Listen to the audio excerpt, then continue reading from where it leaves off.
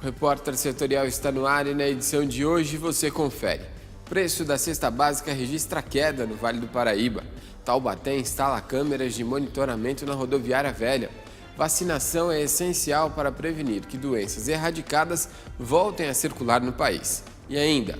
Hoje nós vamos falar sobre um tema muito polêmico. Eu tenho certeza que aí na sua própria casa vai ter divisão de opiniões aí sobre a questão do aborto, se deve ou não ser liberado. Estamos recebendo aqui o doutor Fernando Pedroso.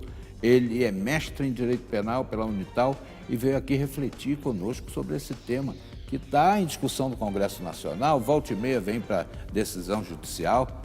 O que você acha, hein? Já, não saia daí.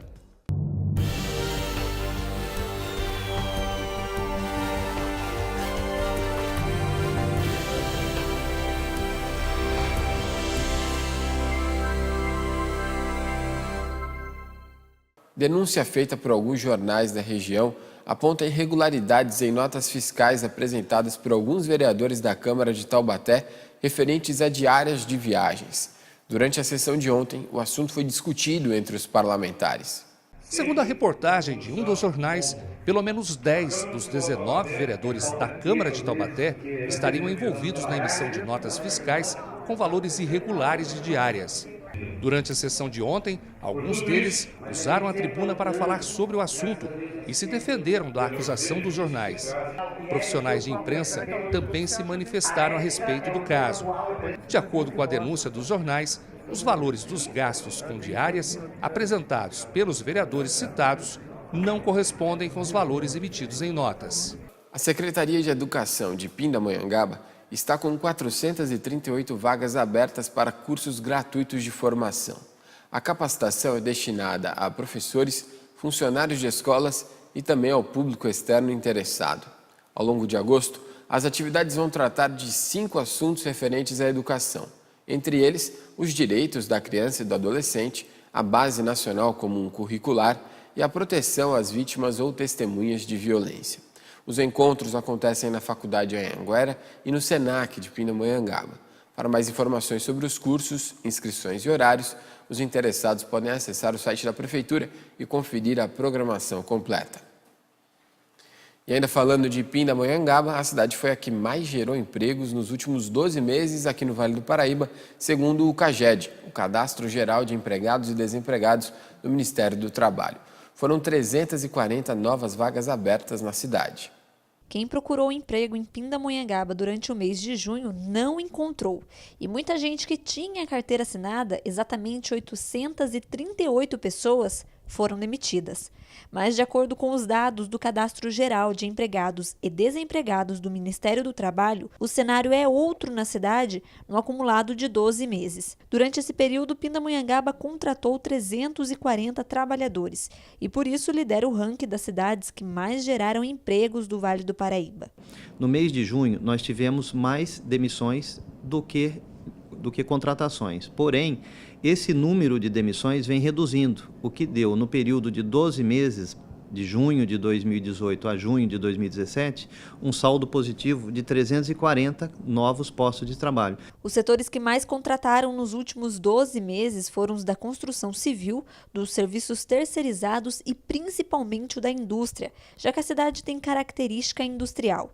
E de acordo com o secretário de Desenvolvimento Econômico de Pinda, o saldo positivo na geração de empregos também tem repercutido positivamente no comércio local. Havendo uma maior contratação, existe uma melhor renda e isso acelera todo o nosso comércio.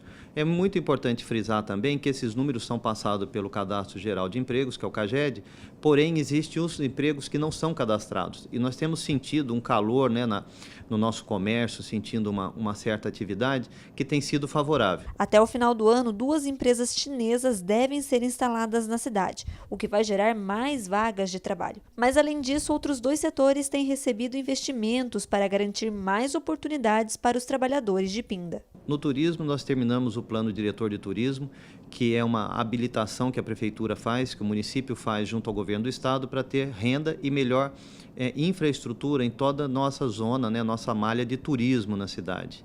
Somado a isso, a agricultura tem todo um trabalho de base, como cursos para o produtor rural, como distribuição de calcário, inseminação, uma série de outras atividades, aquisição de maquinário, que dão condições de que o produtor rural tenha conhecimento e tenha condições também de gerar emprego e renda. A Secretaria da Administração Penitenciária flagrou 2 mulheres tentando entrar com maconha na P1 de Potim. No sábado, os agentes encontraram a droga dentro de tubos de cigarros comuns, totalizando 85 gramas de maconha. A mulher, de 30 anos, tentou levar o entorpecente para o irmão, que é sentenciado na unidade.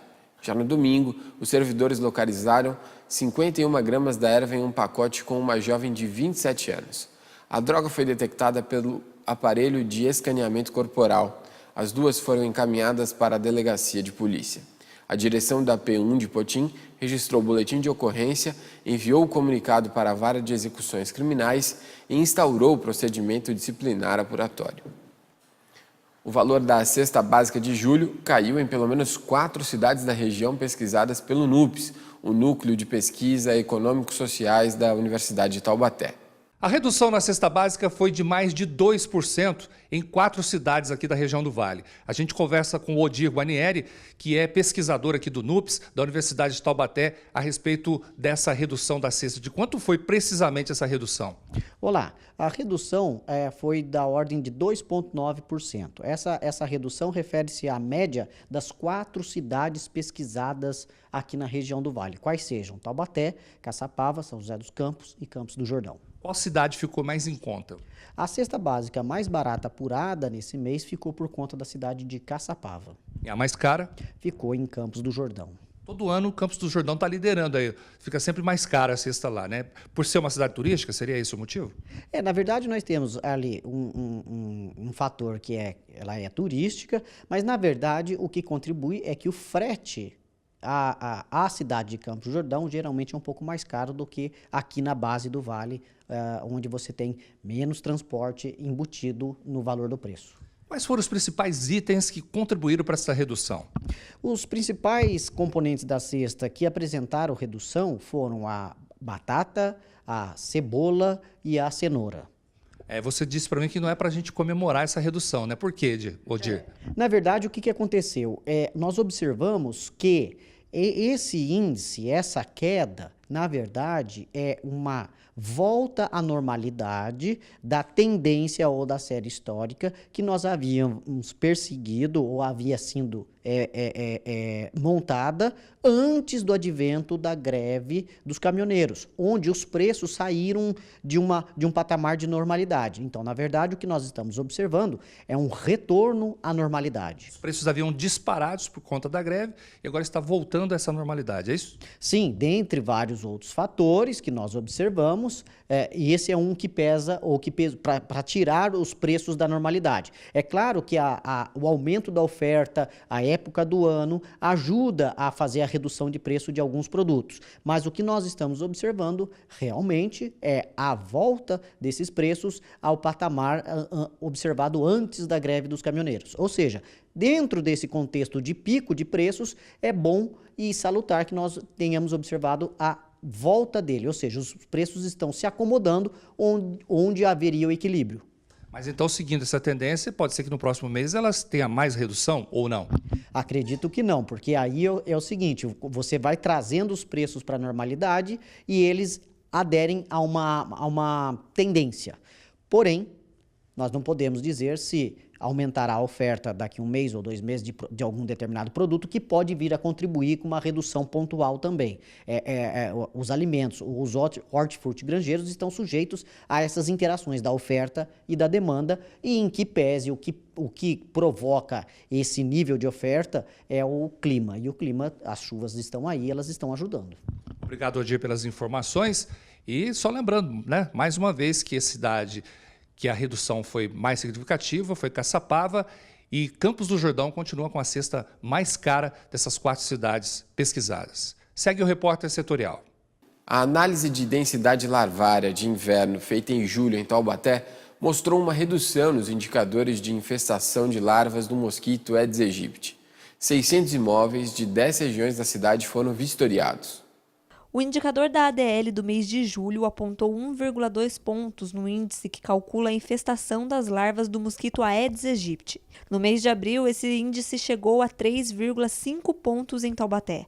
A pesquisa foi feita em 600 imóveis de 10 regiões da cidade e, de acordo com o resultado, 8 regiões estão fora do risco de epidemia. Os bons resultados foram nas regiões 5, que é na área do distrito do Una e nos bairros próximos, e na região 8, que é a região do Parque Itaim. Nesses locais, o índice apontado foi de 0,16. Já no bairro Independência, nos bairros vizinhos, o índice indicado pela análise foi de 3,75. Essa foi a região que apresentou o maior indicador. De acordo com o Ministério da Saúde, o índice de tranquilidade é de 1,0 ou menos. Acima do nível de 1,5 há risco de epidemia. Taubaté chegou ao final de julho com 37 casos positivos de dengue, 5 casos positivos de chikungunya e nenhum caso de zika. E vamos agora para o quadro Cidadania, com José Carlos Cataldi.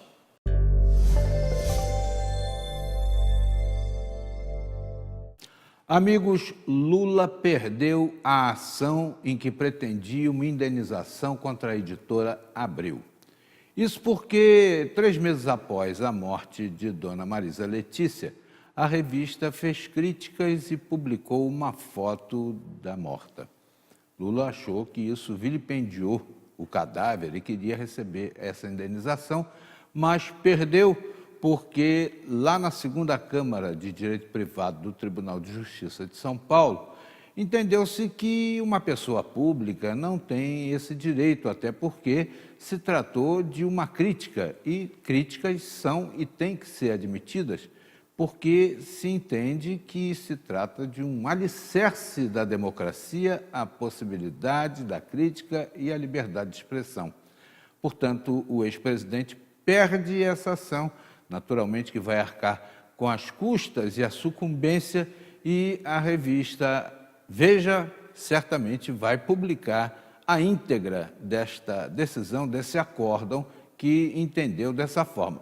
Eu, particularmente, também acho que essa questão tem que ser muito bem colocada, porque a liberdade de imprensa, a liberdade de expressão, é algo muito importante para o princípio democrático. Nos Estados Unidos, onde estive até no Freedom Forum, é explicado que as pessoas públicas não têm o direito de se surgir de forma indenizatória com relação à imprensa. Nos Estados Unidos, aquele que é uma pessoa pública e se entende aviltado, tem a favor dele o direito de ver aquela pessoa que o detratou desmoralizada, né?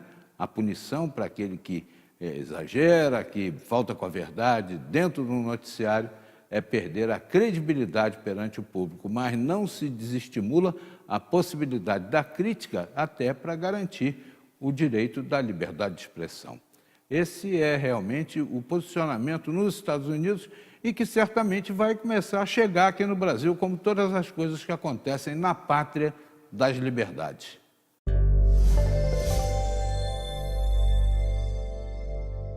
Mais segurança para a população. Em Taubaté, câmeras de monitoramento são instaladas na rodoviária velha. Os detalhes você confere a seguir.